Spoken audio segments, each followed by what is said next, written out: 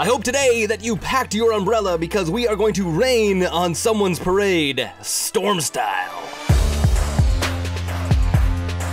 Welcome back to GiantMonsterGames. My name is Adrian, and originally today I was gonna do Storm until I realized a small problem.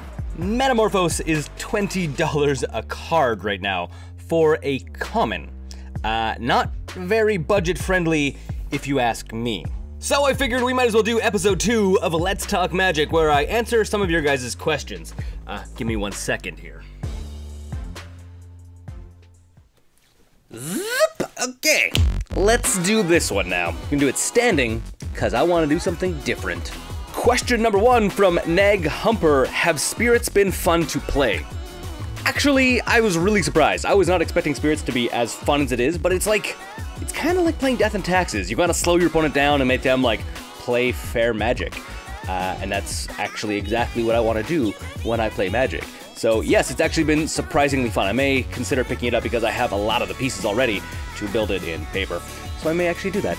Question number 2 from Brian Olson: what kind of seasoning do you use for your recipe of depression soup? Primarily, I use cigarettes and broken dreams, but sometimes Cody's mom as well will do. Question number 3 from Tony Power, which I'm going to paraphrase it because it's really, really long, is what is the best application if you want to be playing Magic Online or Magic, some digital variety of Magic the Gathering? Well, Tony, that is a long answer. If you want to play Standard or if you want to just play free-to-play, I would say Magic Arena is actually pretty good. I've started playing it recently. I've enjoyed it. Again, it's free-to-play. You're going to grind or you're going to spend a lot of money. If you want to play Modern, Draft, Cube, Legacy, I would really recommend getting into MTGO, especially right now. When this video comes out is a perfect time to get into MTGO, because it's still going to be around for probably a minimum 2 years. I'm going to guess like 4 or 5 years, to be honest. So it's a really good time to get in. And if you are looking just to play for free, but you're going to have a ton of bugs and people playing kind of weird decks and it's really hard to find matches sometimes, I would say X-Mage. Keep in mind, X-Mage is not supported by Wizards of the Coast, so it could be shut down at any time, and it regularly doesn't work for me. So that is an option. Question number 4 from Drummerman14: how does the human deck hold up in the current modern setting? Well, Drummerman, I would have to say that the humans deck, along with every single other deck on the channel, at least the ones that are more competitive geared, are still really good in Modern. Modern is a relatively slow changing format, so decks don't really like go out of power in like just overnight. It's decks that have been around on the channel for a year are probably still viable. They may be a couple updates here and there that come out, but for the most part, most decks don't change that much when a new set comes out, and if there is a change, it's usually to one specific deck. We're seeing this currently happening with the red deck wins, where the Arcalike Phoenix deck is actually like a really powerful deck, but that's not super common. Normally, decks move at a pretty glacier pace when it comes to Modern for evolution. Question number 6 from a name that I can't pronounce, so I'm not going to try and butcher it. Are you going to be doing another 30-day featured deck like last year? I am not, actually, as you may have already noticed, because we're already well into December. I didn't want to burn myself out like last year or just in general, so I'd rather focus on making decks every single week rather than making a deck every single day or a video every single day for you guys. It's kind of my new mantra. If I'm going to make videos for YouTube, if I'm going to make videos for you guys, I'm going to be working on one clump of videos per week rather than a video every single day, because that is a lot of work. It is an insane amount of work. So not this year, maybe next year. We'll see how things turn out down the way. Question number 7 from 35 Reich: Tier 1? Question mark, question mark, question mark. So the tier rating for decks, which I kind of explained in a couple of the budget to tier 1 decks, tier is actually just the rating of how popular a deck is currently in the meta. It does not mean that tier 1 is a better deck, or a tier 2 deck is an okay deck, or a tier 3 is a bad deck, or a tier 4, tier 5, technically tier 4, tier 5 don't actually exist. Like this. Literally, tier 1 just means it is the most popular deck. Essentially, the way to think of it is if a deck makes up 2% or more of the meta, then it is a tier 1 deck.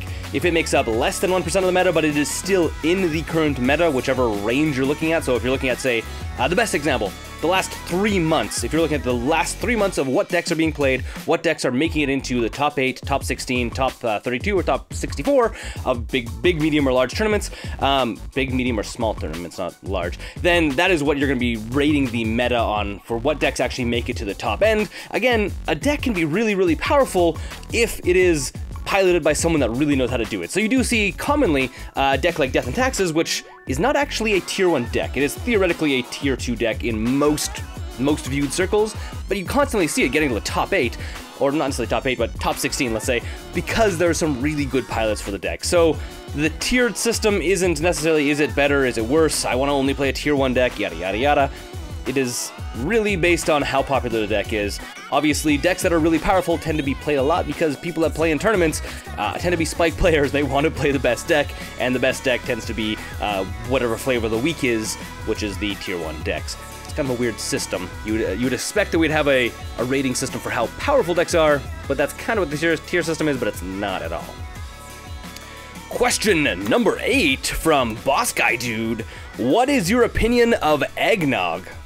I've already finished my glass of eggnog, but I do gratefully enjoy it. It is amongst my favorite Christmas drinks, especially when there is rum inside of it. And lastly, question number 9 from Seth Aaron. Whatever happened to the board game design series? So that's an interesting question, Aaron. I'm actually glad you brought it up because it is something that I've been working on for quite a long time, and originally I was going to make the series about the evolution of the game, but I kind of realized that game design is kind of like a tree. You start exploring a path and you go down to the edge of the branch until you realize, nope, that is not going to work down there. I have to come back a bunch and then try another path, and then try another path, until you find something that actually works. Currently, right now, the game's at a pretty solid state. It is at a state where I'm hoping to actually make a video about it in the near future, because it is a collectible card game, or it is designed to be a collectible card game, similar to Magic. Not like Magic, but similar to Magic. And I really want to present it on the channel. Hope you guys want to see it, where I will be presenting it, giving you guys print and plays, and you guys can test it and give feedback, and then as a community, the Giant Monster Games community, we can actually be developing this game and making feedback, and you guys can have some feedback into actually making a game similar to Magic. So then one day, far down the road, if it does actually get printed, then you guys can say, hey, I helped work on that, and we can do some cool community stuff around that, rather than just solely being focused on Magic, because I want to be different, I guess. I have this burning urge to do weird stuff sometimes, and make my own board game happens to be one, or card game in this case, happens to be one. So keep your eye open for that video. That'll be actually probably somewhere around Christmas, to be quite honest. So probably like 2 weeks from now. So that's about it.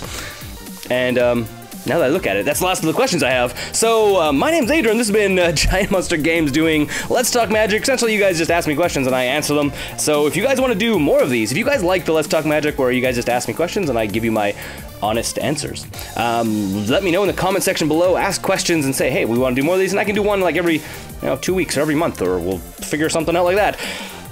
But until next time, my name's Adrian, this is Pleasant Canopy Set, and I'm not actually there. This is all green screen, it's all tricks, smoke and mirrors, just like me.